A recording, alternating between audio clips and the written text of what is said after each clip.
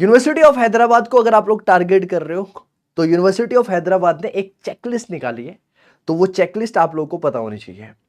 इसके अंदर बताया गया है कि आपके पास में क्या क्या डॉक्यूमेंट्स होने चाहिए, आपने कौन कौन से डॉक्यूमेंट जो हमें सबमिट करने हैं। अगर आपने फीस सबमिट कर दिया और इन केस आप यूनिवर्सिटी ऑफ हैदराबाद से अपनी एडमिशन को बैक लेना चाहते हैं तो क्या आपको 100% रिफंड मिल सकता है। ये सारी की सारी चीज़ें इस वीडियो के अंदर काफ़ी ज़्यादा डिटेल में डिस्कस करने वाले हैं।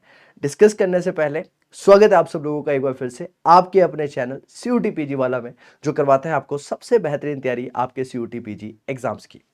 तो ये पूरा ओवरऑल चेकलिस्ट जो है वो क्या कहता है, तो यहां पर कुछ इंपॉर्टेंट बातें बताई गई है।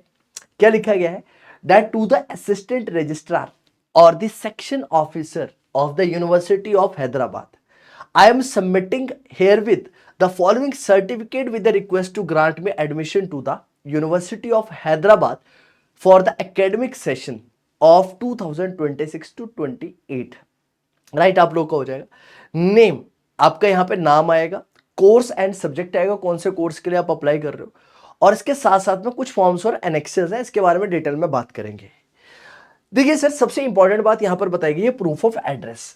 एड्रेस के प्रूफ के तौर पर आप यहां पर अपना आधार कार्ड नंबर डाल सकते हैं, या फिर आप इसके साथ में पासपोर्ट, वोटर आईडी कार्ड या फिर बाकी डिटेल्स भी डाल सकते हैं, लेकिन उसकी कॉपी जो है वो आपको यहां पर लगानी पड़ेगी। अटेस्ट कॉपी जो है इसके साथ में आपको सबमिट करनी पड़ेगी। इसके साथ साथ में फीस पेमेंट, सी ऑप्शन कहता है फीस पेमेंट के बारे में।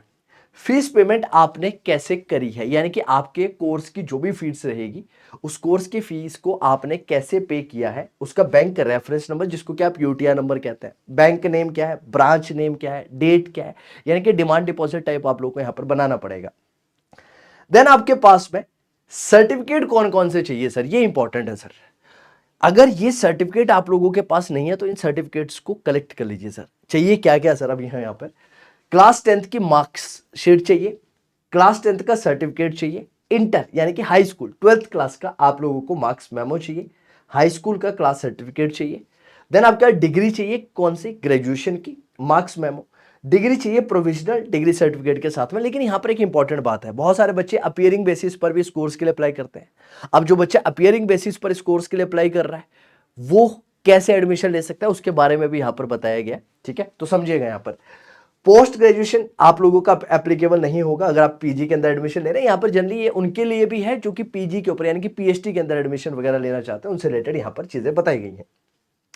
Certificate in case of MPhil dissertation submission करनी पड़ेगी, एमफिल के केस के अंदर, एमफिल के अंदर ले रहे हो। अब इंपॉर्टेंट पॉइंट यहां पर यह है कि यहां पर मांग लिया गया है आप लोगों से कास्ट सर्टिफिकेट। अगर आप किसी कास्ट का बेनिफिट लेना चाहते हैं, जैसे कि अगर आप किसी स्पेसिफिकली कास्ट से आते हैं, जैसे कि OBC NCL से आते हैं, या फिर आप SC ST कैटेगरी से, या फिर EWS कैटेगरी से आप लोग आते हैं, तो उस केस के अंदर आप लोगों के पास में वो सर्टिफिकेट होना चाहिए। इनकम सर्टिफिकेट आप लोगों का यहां पर चाहिए। अगर आप PH VH या HI हैं, यानी कि PWD कैटेगरी के अंदर स्पेसिफिकली अगर आप आते हैं, तो उस केस के अंदर एक सिविल सर्जन का आपके पास में एक सर्टिफिकेट होना चाहिए कि भाई सही में ही बच्चे के साथ में ये इश्यूज हैं। देन एनी अदर सर्टिफिकेट जो कि आपको चाहिए। अच्छा, इसके साथ साथ में और क्या चाहिए, ट्रांसफर सर्टिफिकेट, ये इंपॉर्टेंट है, माइग्रेशन सर्टिफिकेट, ये इंपॉर्टेंट है। अब बच्चा सबसे ज्यादा परेशान होता है इन दो चीजों के साथ में, उसका ट्रांसफर सर्टिफिकेट नहीं है, माइग्रेशन सर्टिफिकेट नहीं है, तो अपने कॉलेज या यूनिवर्सिटीज में जाइए और वहां से TC या फिर MC लेकर आइए सर। दोनों चाहिए होगा सर, ट्रांसफर सर्टिफिकेट भी और माइग्रेशन सर्टिफिकेट भी। बिना इसके एडमिशन में दिक्कत आएगी, 100% दिक्कत आएगी अगर ये नहीं होगा आपके पास में। तो आधार कार्ड, स्कोर कार्ड चाहिए। स्कोर कार्ड किसका चाहिए सर, जो आपने इस बार एग्जाम दिया उस एग्जाम का स्कोर कार्ड चाहिए। देन इसके साथ साथ में आपके लिए यहां पर कुछ इंपॉर्टेंट चीजें हो रहा है, आपको अपना एड्रेस वगैरह जो है वो भी यहां पर डिटेल में फिल करना है। अब एड्रेस के अंदर दो चीजें हैं सर यहां पर, एक आपके पास में करंट मेलिंग एड्रेस है और दूसरी तरफ आपके पास में परमानेंट एड्रेस है। करंट मेलिंग एड्रेस यहां पर है जहां पर आप के एडमिशन से रिलेटेड सारी की सारी चीज़ें जो है वो आपके पास में भेजी जाएगी, वो डालेंगे आप। इसके साथ में ईमेल एड्रेस और मोबाइल नंबर। और परमानेंट एड्रेस वही एड्रेस होगा जो लगभग हर बच्चे का होता है, आधार का जो एड्रेस होगा जहां पर आप परमानेंटली रिजाइड करते हैं, वो एड्रेस जो है वो यहाँ पर बताया जाएगा। अब इसके साथ में ऑफिस यूज से रिलेटेड कुछ चीज़ें बताई गई हैं जो आपके काम की चीज़ें नहीं है, राइट। इसके साथ में आप लोगों को यहां पर बताई गई एक अंडरटेकिंग दी गई है, and signed by all the students of university of Hyderabad in respect of anti ragging, है ना।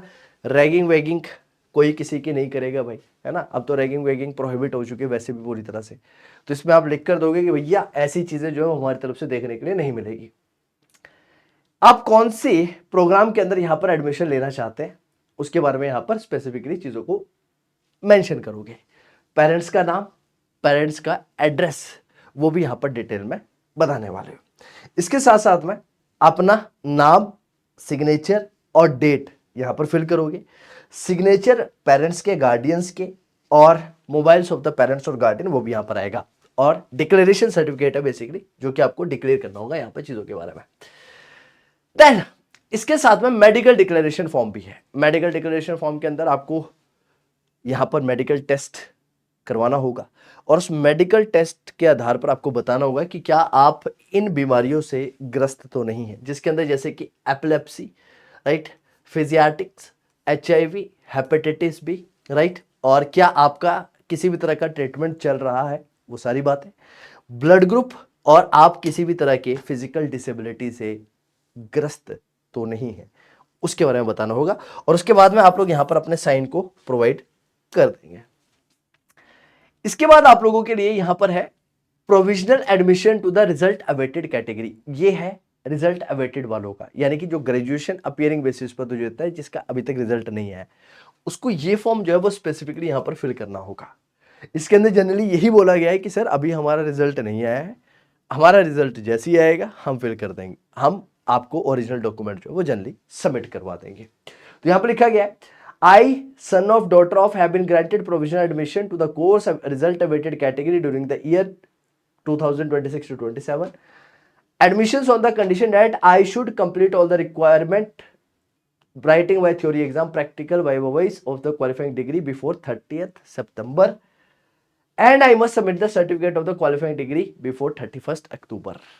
इस डेट से पहले पहले आपको अपने डॉक्यूमेंट्स यहां पर सबमिट करवाने होंगे, otherwise it can lead to the cancellation of your admission, right. आपकी एडमिशन यहां पर कैंसिल हो सकती है, राइट। एडमिशन विड्रॉल, ये इंपॉर्टेंट क्वेश्चन रहता है कि सर अगर यूनिवर्सिटी अपग्रेड करने का मौका मिल गया, किसी और अच्छी यूनिवर्सिटी में नंबर आ गया तो कर सकते हो, कोई दिक्कत वाली बात नहीं, कोई मना नहीं कर रहा है, लेकिन फीस के अंदर फिर आप लोगों को दिक्कत आने वाली है। सर क्या दिक्कत आएगी कि अगर आप 15 दिन पहले बता देते हैं, कब, जब आपकी एडमिशन हो गई उसके 15 दिन पहले पहले विड्रॉ कर लेते हैं तो 100% फीस मिल जाएगी, right. Less than 15 days before the formally noted last date of admission, right, 90%, 15 days or less after the formally notified last date 80%, 15 to 30 days after formally notified admission 50%, and more than 30 days after formally notified last date of admission you will get nothing। यानी कि पूरी की पूरी fees जो है वो forfeit आप लोगों को यहां पर होती हुई नजर आएगी। यहां पर भी आप लोगों के पास में एक अंडरस्टैंडिंग है और एक अंडरस्टैंडिंग आपको दे रखी है, और यहां पर क्या बोला गया, that I am aware that the possession, use, sales of, distribution of the mode alternative substance are wrongful और हार्मफुल, राइट। ये एक बार पढ़ लीजिएगा, ये ज़्यादा इंपॉर्टेंट नहीं है, लेकिन एक अंडरटेकिंग है, एक यूनिवर्सिटीज़ की फॉर्मेलिटीज़ है, तो फॉर्मेलिटीज़ आप लोग को यहाँ पर डेफिनेटली कंप्लीट करनी होगी। तो ये वीडियो हर उस बच्चे के लिए इंपॉर्टेंट है जो यूनिवर्सिटी ऑफ हैदराबाद के अंदर एडमिशन लेना चाहता है। आप भी लेना चाहते हो तो ये सारे के सारे डॉक्यूमेंट्स अपने पास में तैयार करवा लीजिए।